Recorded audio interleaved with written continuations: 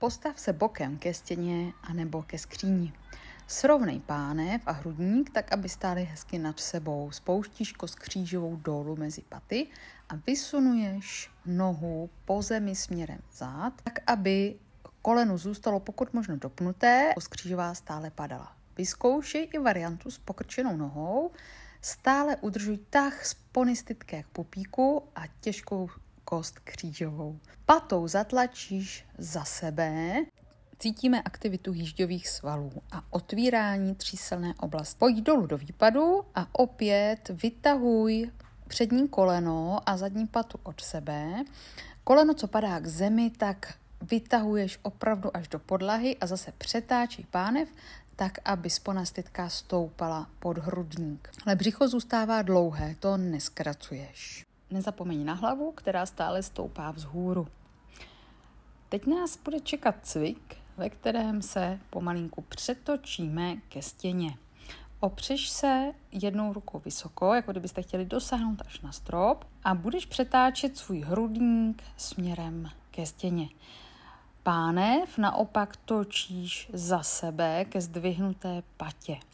Soustřeď se na to, že to není pohyb jenom paží, která se připlácne na stěnu, ale že otáčíš celým hrudníkem, hrudní kostí i obě ňadra, obě bradavky se podívají vlastně na stěnu, dotáčíš hrudník tak, aby se opravdu přetočil a nebyl to pohyb jenom paží, která se vlastně dostane do kontaktu se stěnou, ale hrudník už nenásleduje.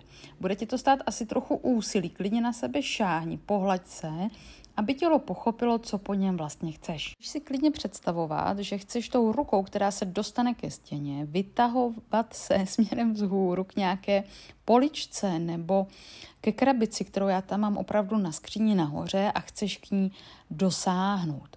Další bod, na který dej pozor, jsou klíční kosti, aby ramena nevyskočila k hlavě a zůstala krásně v šířce opřená. Uvolníš a zase točíš, co nejvíc hrudník ke stěně, pomůžu si pohlazením a pánev se snažím udržet na místě. Další varianta je, že spustíš patu zadní nohy do země a dostaneš do celého cviku ještě protažení achilovky. My teď přejdeme do předklonu, kdy opravdu s rovnými zády se snažíš dostat dolů do předklonu a sedací kosti vezeš nahoru. Není to kulatý předklon, ale krásně rovný s dopnutými koleny. Zase kam tě tvoje tělo pustí. Vytáhni se za hlavou a za pánví. Pustíme ruce dolů a půjdeme do upažení. Opět se trošku rozpůlíš, takže půjdeš hrudníkem směrem ke kameře nebo od stěny a pánví chceš zůstat zase co nejvíc na místě. Asi to nepůjde úplně 100%, ale pokus se pánev zastabilizovat a točit zase jenom hrudníkem. Pozor na to, aby se jenom ruka neupažovala, ale že opravdu otočíš ten hrudník směrem vzhůru a pak ho zase spustíš dolů. Budou tě tahat zadní strany stehen, pravděpodobně i oblast přes jíždě. A nyní se otočíme na druhou stranu, abychom procvičili i druhou dolní končetinu. Opět nastavíme pánev, tah sponistitké podhrudník, dlouhá bedra a zanožujeme, pokud možno s propnutým kolenem a s protažením třísla. Takže vlastně to tříslo vytahuješ směrem vzhůru, kost křížová padá dolů. Tak pojď ještě jednou, opravdu myslím na ten tah za patou a pak pojď krč nožku a zanožujeme s pokrčeným kolenem, s uvědoměním zase stabilní pánve a pořádně aktivního jížďového svalu. Snaž se dostat koleno opravdu za linii toho stojného kolene, pro lepší stabilitu si klidně předpažím. A další stabilizační bod je moje hlava, která se vytahuje do dálky. A půjdeme do výpadu. Koleno směrem dolů, za přední kolínko tě někdo táhne směrem vpřed. Hlídáš si pánev, potřebuješ pořád otvírat tříslo, takže opakuju tak sponistitké vzhůru, kost křížová padá dolů. Hlava je dlouhá. Tak, když bychom chtěli nějaký pohyb rukama, můžeme přidat, ale dnes se soustředíme na nožky.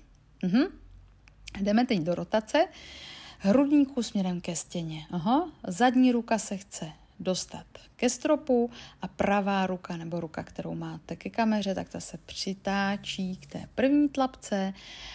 Není to jenom pohyb paže, ale celého hrudníku, který se přetáčí vůči pánvi. Zachováváš si dlouhé klíční kosti tak za hlavou a tak za tou patou zadní nohy, která je teď ve vzduchu. Tak pojďme několik ještě otočení. Opět se můžeš klidně pohladit přes ta spodní žebra, aby si tělo uvědomilo, že se má točit. A pojď položit zadní patu a dostat tah ještě přes lítko až do achilovky. Vytahuješ se za tou rukou. Ruka, co se připlásla na stěnu, chce opravdu směrem vzhůru pro něco. Pozor na tu širokou klíční kost. Lopatka se stáčí po hrudníku směrem dolů a měli bychom cítit aktivitu břicha, protažení celé té oblasti torakolumbální fascie, aktivitu lopatek v tomto případě. Nech mírně podsazenou pánev a horní ruka se vytahuje směrem vzhůru. Tak, jdeme do předklonu, opět stáčíš tělo na stehních kostech, rovný předklon, tak sedacích kostí vzhůru, hlídáš si pánev, aby se nám nepřetočila a kolena by měla být dopnutá. Výborně. Zastavíme dole, předpažíme a jdeme otvírat hrudník směrem k obrazovce od stěny. Hlídáš si pánev, na mě je vidět, že tato strana je ta moje horší, kdy stabilita pánve je pro mě opravdu challenge a to otvírání paží a rotace hrudníku má menší rozsah, ale nesnažím se to nějak urvat. Respektuju to, že to je ta horší strana a jdu prodýchat fázi rotace, dýchám dozadu do lopatky a snažím se ještě tu horní lopatku trochu dotočit.